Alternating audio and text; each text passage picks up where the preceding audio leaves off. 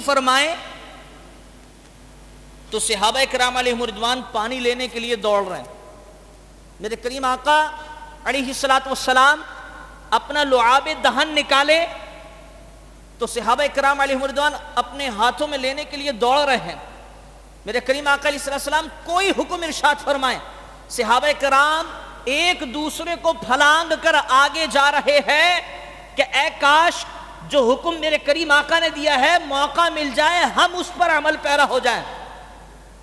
اب دیکھیے کفار نے یہ عرض کر دی کہ رسول اللہ مٹا دیا جائے, محمد بن عبداللہ لکھا جائے.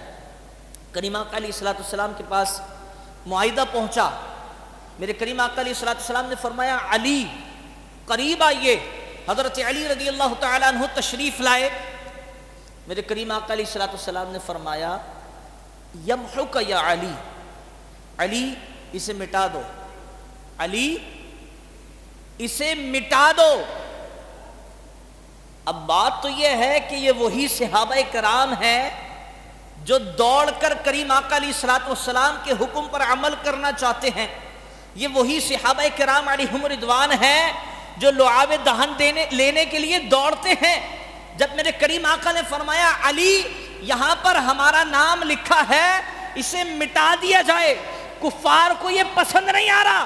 تو حضرت علی کی شان یہ ہے, حضرت علی عرض کرتے ہیں یا رسول اللہ لا یمحو ابدا, کہ علی تو کیا علی کی نسلیں تا قیامت آنے والی نسل علی کی آپ کا لکھا ہوا نام نہیں مٹا سکتے.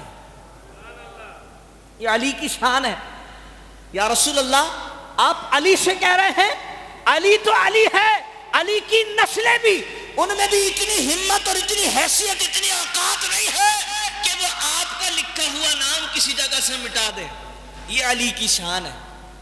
علی ایک دفعہ کا واقعہ ہے, جب حضرت علی کی نسلوں کی بات چلی ہے تو آپ کی اولادوں میں حضرت سیدنا امام علی رضا رضی اللہ عنہ, آپ چونکہ اولاد علی ہیں اور آل نبی ہیں تو آپ کا جو عالم ہے سیرت کا, کردار کا, وہ بھی پھر آپ کی شایان شان ہے. تو مکہ کی گلیوں میں حضرت امام علی رضا رضی اللہ عنہ گھوڑے پر سوار ہیں اور چہرے پر کپڑا لپیٹا, گھوڑے پر سوار ہیں اور چہرے پر کپڑا لپیٹا ہوا ہے اور جا رہے ہیں. لوگوں کو خوشبو محسوس ہو گئی کہ علی کا بیٹا گزر رہا ہے. مکہ کے لوگوں کو خوشبو محسوس ہو گئی کہ علی کا بیٹا گزر رہا ہے. اب شان دیکھیں, امام علی رضا رضی اللہ عنہ کو روک لیا گیا, لوگوں نے روک لیا, بولا حضور رک جائیے. رش جمع ہو گیا, بولا ہم آپ کے اس نورانی مکھڑے کی زیارت کرنا چاہتے ہیں, آپ کا دیدار کرنا چاہتے ہیں. حضرت امام علی رضا آپ نے اپنے مبارک چہرے سے وہ کپڑا اٹھایا. علی تو علی ہیں, علی تو پھر علی ہیں, یہ علی کی پر پوتے کے بھی پوتے ہیں. آپ نے اپنے چہرے انور سے وہ کپڑا ہٹایا. وہاں مجمع میں کئی لوگ ایسے تھے جو حضرت امام علی کے چہرے مبارک کی زیارت کر کے بے ہوش ہو گئے. کئی لوگ ایسے جو امام علی رضی اللہ تعالیٰ عنہ کی زیارت کر کے بے ہوش ہو گئے. اور پھر پیچھے سے کسی نے آواز دی کہ دیکھو علی والے کھڑے ہیں, علی کے بیٹے کھڑے ہیں, خاموش ہو جاؤ. علی کے بیٹے ہمیں اپنے نانا جان کی کوئی حدیث مبارکہ سنانے لگے ہیں.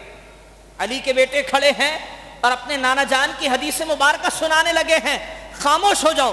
اب مجمع میں سکتہ طاری ہو گیا, خاموشی, سکوت کہ بھئی علی کے بیٹے امام علی رضا ہمیں کوئی حضور کا فرمان سنانے لگے ہیں.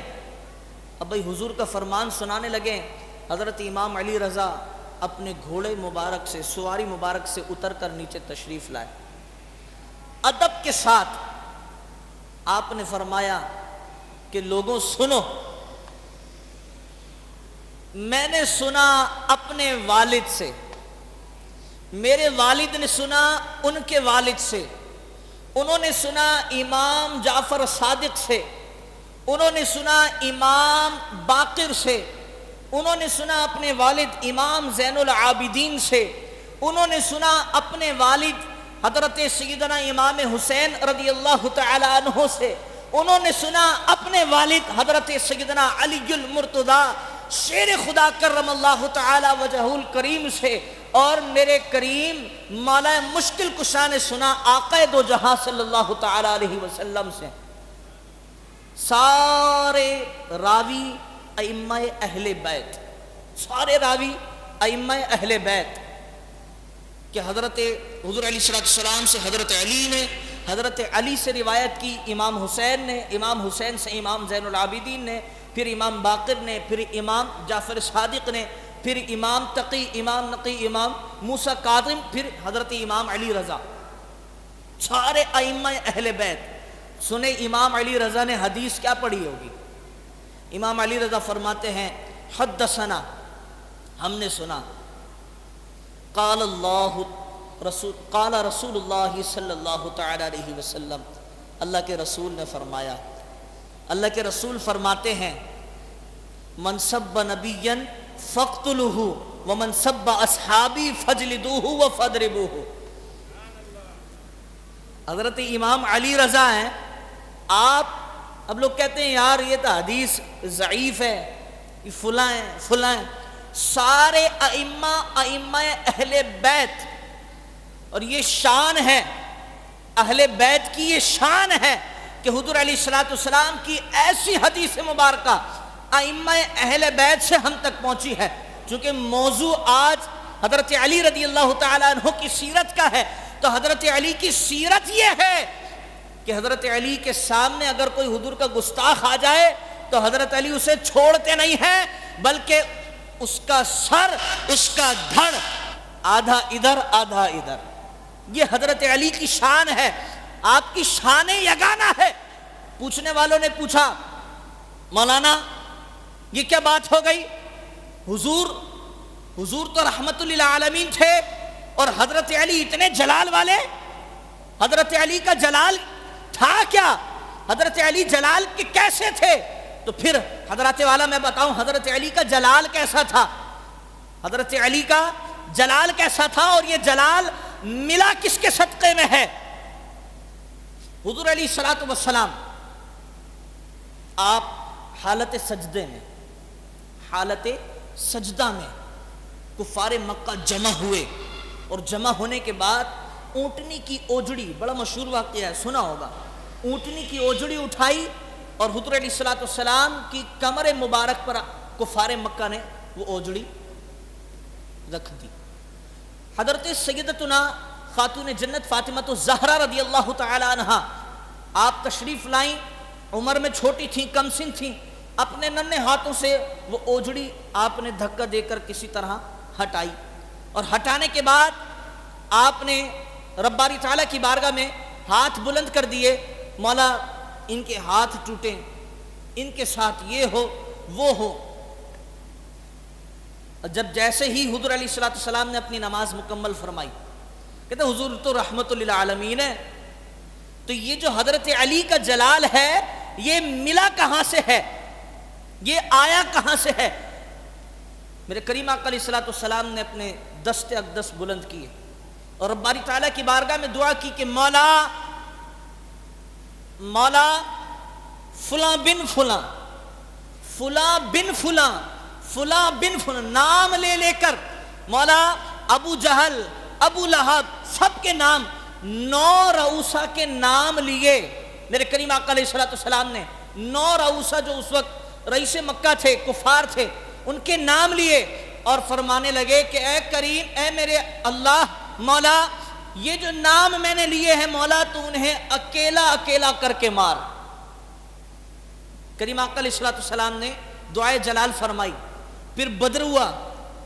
جب غزوہ بدر ہوا تو بدر میں دیکھنے والوں نے دیکھا کہ کریم آقا علیہ الصلوۃ والسلام نے جن جن لوگوں کے لیے دعائے جلال فرمائی تھی وہ سارے کے سارے اس میدان بدر میں موت کے گھاٹ اتار دیے گئے. ایک بندہ بچ گیا, ایک بندہ بچ گیا, اور یہ وہی بندہ تھا جس نے اپنے ہاتھوں سے اوجڑی اٹھا کر حضور علیہ الصلوۃ والسلام کی کمر پہ ڈالی. یہ وہی بندہ, یہ بچ گیا, قیدی بنا لیا گیا. اب جو لوگ کھڑے ہو کر ہنس رہے تھے حضور علیہ الصلوۃ والسلام کی کمر مبارک پر اوجڑی جانے پر ہنس رہے تھے, وہ سب کے سب میدان بدر میں مارے گئے. ایک بندہ بچا کہ جو اپنے ہاتھوں سے اوجڑی آقا علیہ الصلوۃ والسلام کی کمر مبارک پر ڈال کے گیا, قیدی بنا لیا گیا. عرب کا یہ قانون تھا کہ جب کوئی قیدی بنا لیا جائے تو فدیہ یا دیگر معاملات طے کر کے یا اسے سزا دے کے پھر اسے چھوڑ دیا جاتا تھا. یہ قانون. راستے میں ایک صحابی اور رسول دوسرے قبیلے سے تعلق رکھتے تھے. انہوں نے عرض کی کہ یا رسول اللہ, فلاں بن فلاں قیدی بنا لیا گیا.